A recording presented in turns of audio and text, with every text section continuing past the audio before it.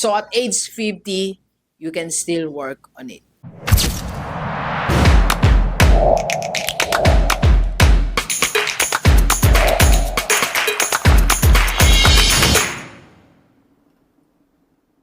Okay, Delivers, pag-usapan natin safe income flow after 50 years old. Ulitin natin safe income flow after 50 years old. That means yung income natin after natin mag-50, 50 beyond is safe, protected. Alright? So ano nga ba yung mga preparations natin? You know, kasi pag after natin ng 50, hindi na natin mapipigilan or parang mabilis na yung ating papunta sa retirement natin.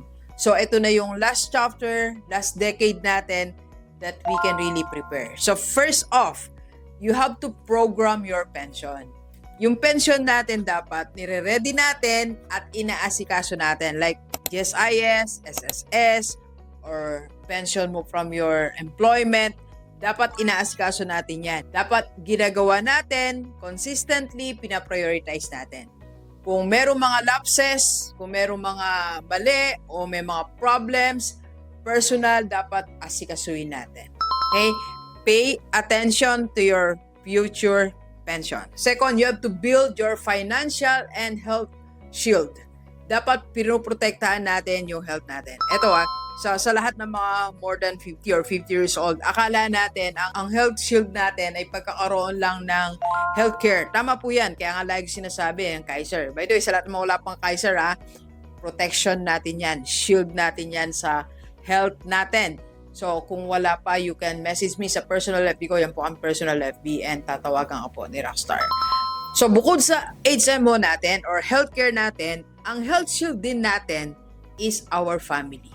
Alam mo, ako naniniwala ako na mas nagiging healthy tayo lalo pag nagkakaedad tayo, pag nasa family tayo.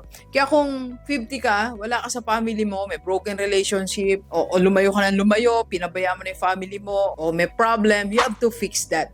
Mas nakukover mo, napuproteksyonan mo yung health mo pag nasa sarili kang pamilya. And second, eto po, your house. Alam mo ako, again, naniniwala na mas protected tayo pag nasa sariling bahay tayo. Wala tayong worry, napalisin tayo, may peace of mind tayo. So, iba pa din po pag may sarili tayong bahay. Sabi ng iba, huwag kang bumili ng bahay mo, age 50, mag-rent ka na mag-rent.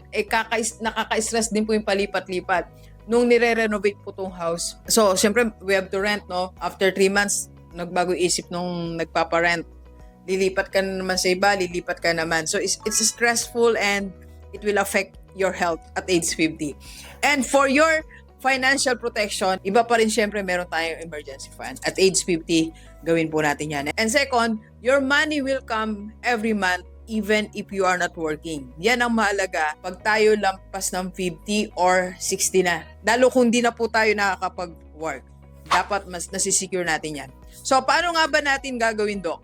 Ito po, 3 ways to have cash flow safe money. Sabihin po, cash flow safe money, yung pera natin protected, dumadaloy sa atin. Number 1, moderate savings lang. Meron kasi malaki yung savings o malaking investment pero wala namang cash flow. So, mangyayari, kukunin din natin yung pera na yan kasi wala naman dumarating na income sa atin. So, moderate savings but with monthly income. Malaga po yan. And third, lifestyle protected. Ibig sabihin po, yung lifestyle mo, controlled natin, protected pa rin. So, hindi tayo masyado magastos, hindi masyado mataas ang lifestyle natin. Sakto ba yung lifestyle na masaya pa rin tayo? Okay, so dapat yun yung asamin natin. Kahit tayo ay hindi gumagastos sa malaki, pero masaya pa rin at healthy pa rin tayo. So, eto yung mga hindi natin dapat gawin. Big savings, sobrang laki ng savings or investment, pero number 2, wala tayong monthly income. Delikado din po yan. Kasi kukunin din natin pera natin. And slowly disappearing or yung lifestyle natin, bigla mong tinaas, tapos bumababa kasi wala ka nang pa-sustain, mas disappointing po yan. Alright? So, money income should always be greater than monthly expenses. Ano na po yan? General rule na yan na dapat nating sinusunod. So, ang question natin, Doc, ano yung set up ko at age 50 for this? First, kailangan meron tayong multiple small incomes. Lalo kung di pa tayo nag-i-start na wala tayong business, wala tayong other source of income, mag-start muna tayo sa maliliit na small income, but multiple siya. That's how I started nung principal po ako. Nag-start ako maliit na meron ako maliit na source of income, nag-vlog, nag-coach, nag-overrun, and other business pa. So, kailangan meron tayong mga small businesses. Alright? Yan ang key para mampanatili ang regular na income natin. So, the cash flow safety test para sa atin lahat, para alam mo kung ikaw ba ay safe ang cash flow mo. Ito, tatanungin natin sarili natin. If I stop working today, will money still come next month? Hindi ka nag-work ngayon for whatever reasons. Meron ka bang income next month?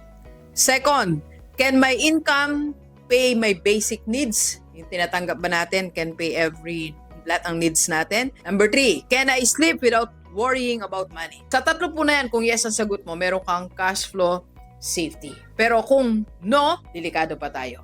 So at age 50, you can still work on it. Mali po yung sinasabi na wala na tayong chance. Malaki pa yung chance natin at age 50. Sabayan nyo si Doc. And we can help you po sa ating community, IMG Rockstar. PM na sa personal FB ni Doc. Ayan po ang personal FB para matawagan namin kayo. Let's go, let's go. Kape po tayo. Kape po.